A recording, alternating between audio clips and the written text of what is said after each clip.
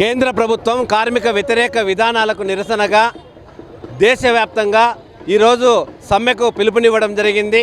ఈ సమ్మెలో భాగంగా అనంతపురం నగరంలో పెద్ద ఎత్తున కార్మిక సంఘాలన్నీ కలిసి ఈ సమ్మెను విజయవంతం చేయడానికి పూనుకోవడం జరిగింది।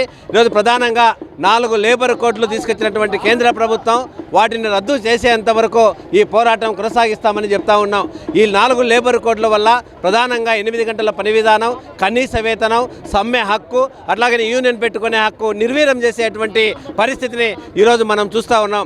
అదే కాదు, ఈరోజు స్కీమ్ వర్కర్స్గా పనిచేస్తున్నటువంటి అంగన్వాడీ, ఆశా వర్కర్లు, మిడ్ డే మీల్ వర్కర్లు, వివోఏలు, ఆర్పీలు వీళ్ళందరికీ కూడా దాదాపు 14-15 సంవత్సరాలుగా ₹1 వేతనం పెంచుకోకుండా ఈరోజు కేంద్రంలో ఉన్నటువంటి నరేంద్ర మోడీ, రాష్ట్రంలో ఉన్నటువంటి చంద్రబాబు నాయుడు ఈరోజు నిర్వీర్యమైనటువంటి నిరంకుశ విధానాలను అవలంబిస్తున్నారు। వాటికి నిరసనగానే కాంట్రాక్ట్ కార్మికులను రద్దు చేయాలా, కాంట్రాక్ట్ వ్యవస్థను, అవుట్సోర్సింగ్ వ్యవస్థను రద్దు చేయాలా, వీరందరినీ కూడా రెగ్యులర్ ఉద్యోగస్తులుగా గుర్తించాలా, అట్లాగే స్కీమ్ వర్కర్స్ కూడా ప్రభుత్వ ఉద్యోగస్తులుగా గుర్తించాలా, గుర్తించేంత వరకు కనీస వేతనం ₹26,000 ఇవ్వాలని చెప్పేసి సమాన పనికి సమాన వేతనం ఇవ్వాలని ఈ సందర్భంగా కేంద్ర ప్రభుత్వాన్ని, రాష్ట్ర ప్రభుత్వాన్ని డిమాండ్ చేస్తూ ఉన్నాం।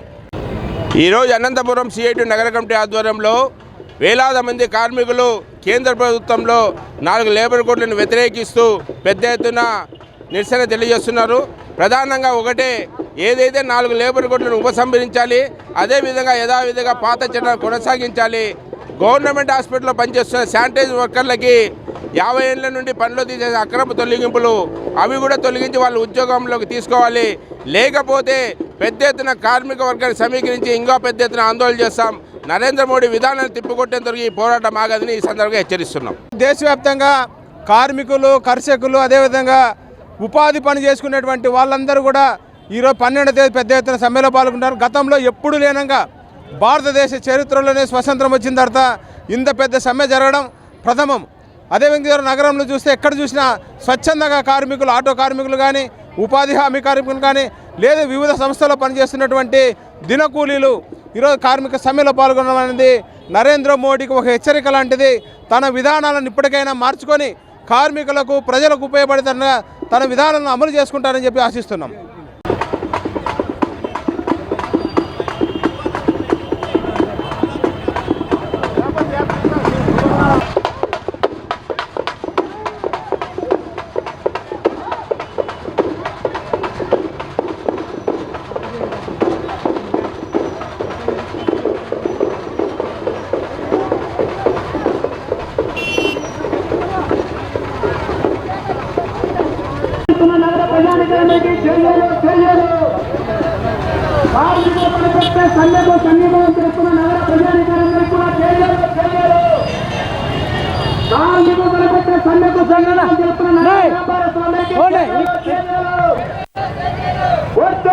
కార్మిక సంఘాల కార్మికుల ఐక్యత, కార్మికుల ఐక్యత, పోరాటం లేబర్ కోడ్ రద్దు చేసేంత వరకు, పోరాటం 4 లేబర్ కోడ్ రద్దు చేసేంత వరకు, కార్మికుల ఐక్యత, కార్మికుల ఐక్యత।